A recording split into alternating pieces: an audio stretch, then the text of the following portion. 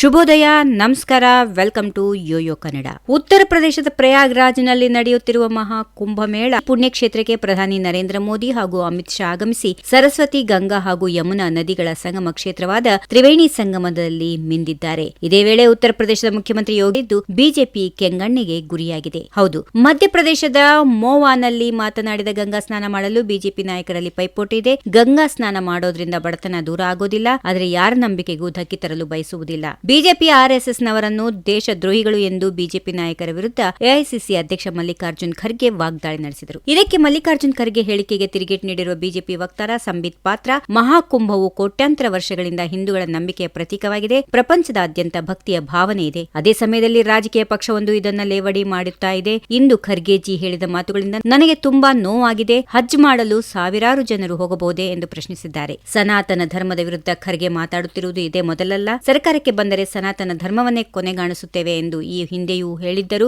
ಇದೊಂದು ನಾಚಿಕೆಗೇಡಿನ ಸಂಗತಿ ಎಂದಿದ್ದಾರೆ. ಜೊತೆಗೆ ಬಿಜೆಪಿ ರಾಜ್ಯಾಧ್ಯಕ್ಷ ಬಿವೈ ವಿಜೇಂದ್ರ ಮಾತನಾಡುತ್ತಾ ಪ್ರಧಾನಿ ನರೇಂದ್ರ ಮೋದಿಜಿ ಹಾಗೂ ಅಮಿತ್ ಶಾ ಜಿ ಅವರು ಗಂಗಾ ನದಿಯ ತೀರ್ಥಸ್ಥಾನದ ಕುರಿತು ವ್ಯಂಗ್ಯದ ಮಾತುಗಳನ್ನಾಡೋ ಮೂಲಕ ಹಿಂದೂ ಧಾರ್ಮಿಕ ಶ್ರದ್ಧೆಯನ್ನು ಅಪಮಾನಿಸಿದ್ದಾರೆ. ಸ್ವಾತಂತ್ರ್ಯದ ನಂತರ ದಿನಗಳಿಂದ ನೆಹರು ಕುಟುಂಬದ ಭಟ್ಟಂಗಿಗಳಿಗಾಗಿ ಪ್ರಜಾಪ್ರಭುತ್ವ ಹಾಗೂ ಸಂವಿಧಾನದ ಆಶಯಗಳನ್ನು ಕಸದ ಬುಟ್ಟಿಗೆ ಎಸೆದು ಬಡವರು, ಶೋಷಿತರು, ರೈತರು ಹಾಗೂ ಕೂಲಿ ಕಾರ್ಮಿಕರ ಬದುಕನ್ನ ನರಕಕ್ಕೆ ತಳ್ಳಿದ ಕುಖ್ಯಾತಿ ಕಾಂಗ್ರೆಸ್ಸಿಗರದು. ಈ ಕಾರಣಕ್ಕಾಗಿಯೇ ಭಾರತದ ರಾಜಕೀಯ ಭೂಪಟದಲ್ಲಿ ಪ್ರಾದೇಶಿಕ ಪಕ್ಷಗಳನ್ನು ಎದುರಿಸಲಾಗದ ಸ್ಥಿತಿಗೆ ತಲುಪಿ ಕಾಂಗ್ರೆಸ್ ಅವನತಿಯ ಹಾದಿಯಲ್ಲಿದೆ. ಇಂತಹ ಸ್ಥಿತಿಯಲ್ಲಿ ನೀವು ಆ ಪಕ್ಷದ ಅಧ್ಯಕ್ಷರಾಗಿದ್ದೀರಿ. ಇಷ್ಟಾದರೂ ನಿಮ್ಮ ಅನುಭವ ಹಾಗೂ ಹಿರಿತನವನ್ನ ಗುಲಾಮಗಿರಿ ಪಕ್ಷಕ್ಕೆ ಒತ್ತೆ ಇಟ್ಟವರಂತೆ ವರ್ತಿಸುತ್ತಿರುವ ನಿಮ್ಮ ಬಗ್ಗೆ ನಮಗೆ ಗೌರವಪೂರ್ವಕ ಕನಿಕರ ಇದೆ ಎಂದಿದ್ದಾರೆ. ಅಷ್ಟೇ ಅಲ್ಲದೆ ನಿಮ್ಮ ನಾಲಿಗೆಯಿಂದ ಹೊರಡುತ್ತಿರುವ ಮಾತುಗಳ ಬಗ್ಗೆ ಬೇಸರ ತರಿಸ್ತಾ ಇದೆ. ನಿಮ್ಮ ಮೇಲಿನ ಹೈಕಮಾಂಡ್ ಅನ್ನು ಓಲೈಸಲು ಹಿಂದೂ ಧಾರ್ಮಿಕ ನಂಬಿಕೆ, ಆಚಾರ ವಿಚಾರಗಳನ್ನು ಉಲ್ಲೇಖಿಸಿ ನೀವು ಪ್ರಧಾನಿ ನರೇಂದ್ರ ಮೋದಿ ಅವರು, ಗೃಹ ಸಚಿವರಾದ ಅಮಿತ್ ಶಾ ಅವರನ್ನ ಟೀಕಿಸುತ್ತಿರುವ ಪರಿ ತುಕ್ಕು ಹಿಡಿದ ನಿಮ್ಮ ಮನಸ್ಥಿತಿಯನ್ನು ಪ್ರತಿಬಿಂಬಿಸುತ್ತದೆ ಎಂದು ವಿಜೇಂದ್ರ ಅವರು ಮಲ್ಲಿಕಾರ್ಜುನ್ ಖರ್ಗೆ ಮೇಲೆ ಕಿಡಿಕಾರಿದ್ದಾರೆ.